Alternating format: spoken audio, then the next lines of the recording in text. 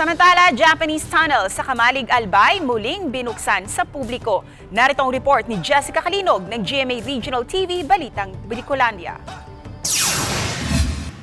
Matapos isara noong kasagsagan ng pandemya, muling binuksan sa publiko ang itinuturing na makasaysayang Japanese tunnel sa Quitinan Hill sa bayan ng Kamalig Albay.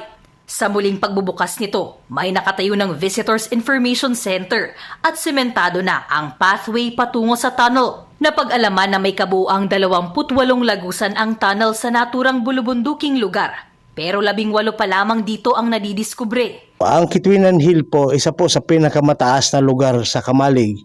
Kumbaga kitang-kita po lahat, 360 degrees paikot ng Albay. Base sa kasaysayan ng naturang bayan, ang Quitinan Hill ang napili ng mga Japanese Army para gawing kampo noong World War II. Sa loob ng tunnel, makikita pa ang ibang orihinal na bahagi nito at maging ang imbakan ng mga armas at silid-pahingahan ng mga opisyal. Dito sa area po at your right, makikita nyo parang quarters po siya.